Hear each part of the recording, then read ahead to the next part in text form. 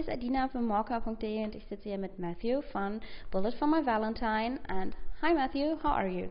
I'm good, thank you. Good. How was the tour so far for you?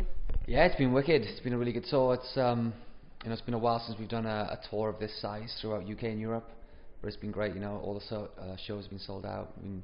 Crowds have been great and having a good time. That sounds good. Did anything funny happen? Do you have any tales to tell?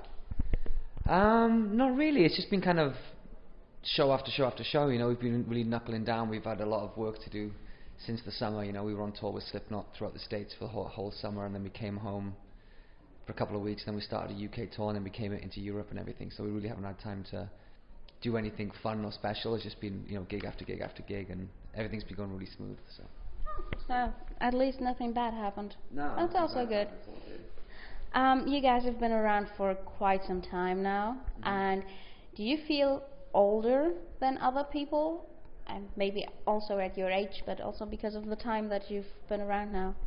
Yeah, I think it's a natural feeling of feeling older than certain bands and other people, because we've been around over like 10, 11 years now doing it. So yeah, we've kind of we're not the new kids on the block anymore, but it's something that we're good. Like 11 years down the line, we're still pretty much at the top of our game and doing well. And having a lot of younger bands coming up and support us, it's good. Feels good. That's nice. With your new album Venom, you released 5 tracks before you released the album, if we get that right. And we wondered, why did you do that? The way it works these days with releasing an album, that whole build-up process is a lot more important than the release itself.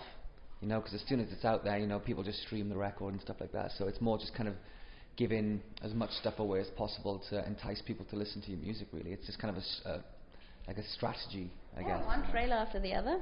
Yeah, just content is king, especially with the younger generation. They don't not understand, but they don't buy albums anymore. They stream and stuff like that. Yeah. So it's more just kind of staying up with the times and getting the fans interacting with the bands and getting them on board before the album even comes out. Yeah. Okay. Good. This makes definitely sense. In the video of the title, you see.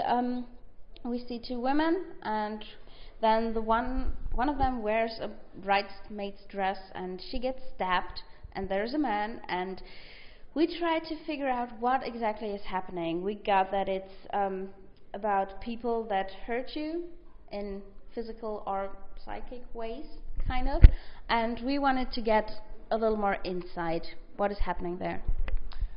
I mean, the whole concept kit was by a guy called Stuart, the producer for the videos for Battle and Venom. So we had this concept, just something really dark, something that was about physical and mental kind of abuse and always kind of feeling hurt and stuff like that. So it's open to interpretation, really. It's one of those videos where it's quite arty, it's quite deep, it's quite dark. So everyone always takes something different out of it. So I could say what it's about, but that would be just my interpretation because Stuart wanted it to be a talking point, Okay, you definitely got that. Yeah. We've been talking about it at some time, and it's like, no, I see that, and I see this, and so we wanted to ask. Yeah. Okay. So it's always hard to let people go from your life that really hurt you, that probably these people always have some kind of grip on you, if they are able to do that. And you wrote about this, and why do you think it's so hard to leave this behind you, even if you know that it's bad for you? Sometimes, especially like with relationships, it's one of those things that you can love someone and they can love you back, but you're always hurting each other. But there's always that feeling of connection and stuff like that. So I don't know. I think it's just a human nature of being attached to something, even though it's kind of not good for you or other person, or it may not be right. That human connection with someone else is something you can't really control. So it goes a little bit deeper than kind of what's on the outside and what may people think of something. Of course, nobody can really say what's happening between 2 people if they are not in it. I think no, this exactly. is, We've all, I think everyone's experienced something where they kind of have a crush on someone they kind of shouldn't and stuff like that. It goes down to a very basic level, but can get quite dark and quite deep. Yeah. Okay.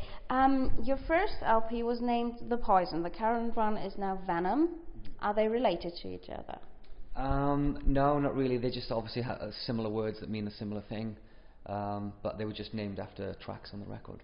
Okay. Yeah, we just always want something that's kind of short and catchy and stuff like that. So. Okay, we wondered because there's the active part and the passive part of venomous and poisonous, and we were wondering about this.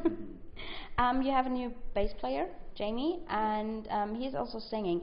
Does it contrast the singing that you had before? Does it support it? How do you feel about it?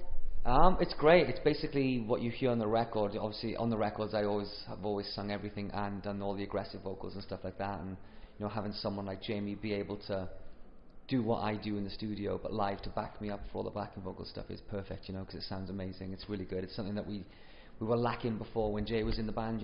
He didn't really have a strong singing voice and stuff like that. So it was always something that we felt we could improve on. And obviously, when Jay left, we had the opportunity to get someone who could really sing, and Jamie is that guy. Yeah. So you got someone good therefore. That's good. The live show has improved massively because of it.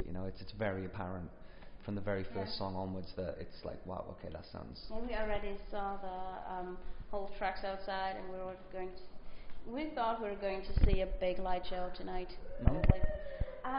Okay, to some lighter topics.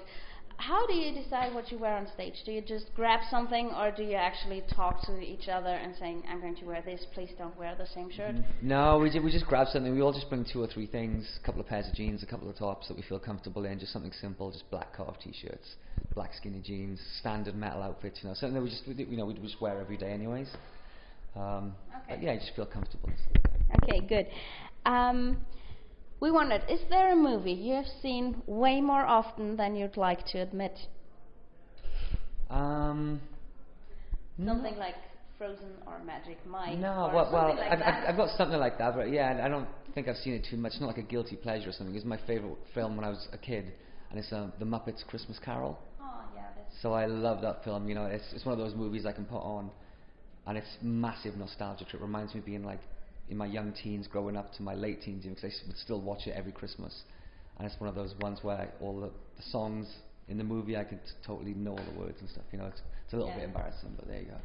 I think it's a childhood thing. It's not really embarrassing. Mm-hmm. Yeah, it's a massive nostalgia trip for me. When that movie, it always reminds me of Christmas. So it's something that I'll be putting on when I get home after this tour. I also have such a Christmas movie. I always watch it on Christmas. I have to. How do you feel when you see people having your logo or something else related to Bullet for My Valentine tattooed and really permanent? Yeah, no, it's up to an individual whether they want to go that far, but to me it just shows their love and respect for the band, so it's an amazing gesture on their part towards us and our band, it's incredible. It's not something I would have ever done. But these people, if that's what you want to do, then cool. Like it's amazing. We think it's a very nice thing to do. Okay. Do you know any fan that just stuck in mind because you were thinking, this is crazy. Why did you do that? Not really in a bad way, but just, oh my God, you really did that? Yeah, well, we've seen a lot of people that have had quite big tattoos. It's not little, like we've got a Bullet Avenge tattoo, all of the Avenge guys and us, we have the tattoo together, it's like a small thing, like a little, but some people have got like the Bullet logo like across their chest and on their neck around here, it's like whoa, that's an amazing honour for you to do that, an amazing gesture, but it's quite a bold move, having your like face tattoo or something. Yeah, that's definitely bold. Every girl has a girl crush. Do you have a man crush? Who would it be? I don't know. I haven't really thought about it before. I got many girl crushes. A man crush, I don't know off the top of my head. No, sorry.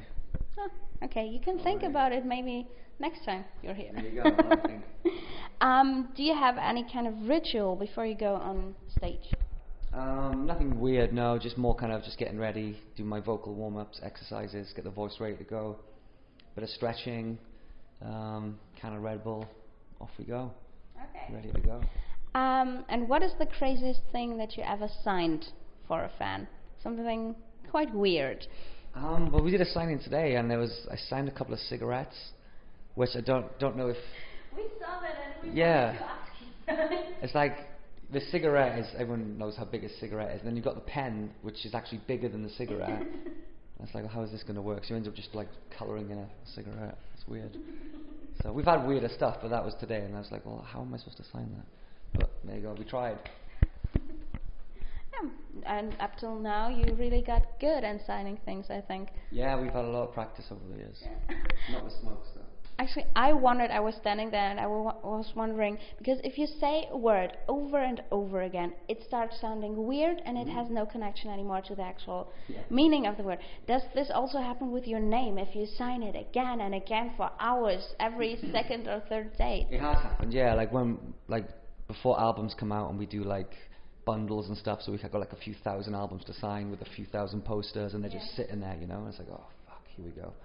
So after a couple of hundred, it just becomes this weird thing. You don't really know what you're doing anymore, so you do have to have like 10 minutes off. But yeah, that whole repetitiveness messes with your hand. Yeah. Did it also happen that you wrote the wrong name or missed a letter or something? Yeah, well, not missed anything. Just there's nothing how it started off. It's just completely different, So. Okay. What is next for you guys? What are you going to do? A little bit of time off. Next after the European stuff is we go to Japan for 2 days, do Ozfest, and that's the end of November. And then that's our last show of the year, and then we get ready for Soundwave in Australia around mid-January. So that's the next on the thing, and then there's loads more after that as well. So we've got a super busy year next year. Okay, then I hope you'll have a lot of fun there. Yeah, we will. Do you have a message to your German fans now? Mm-hmm. Yeah, just thank you for your support over the years. We love coming here. We always have a great time here on tour. So thank you for being part of our family, and we'll see you on the road soon. Oh, and thank you. Cool. A lot. All right, thanks.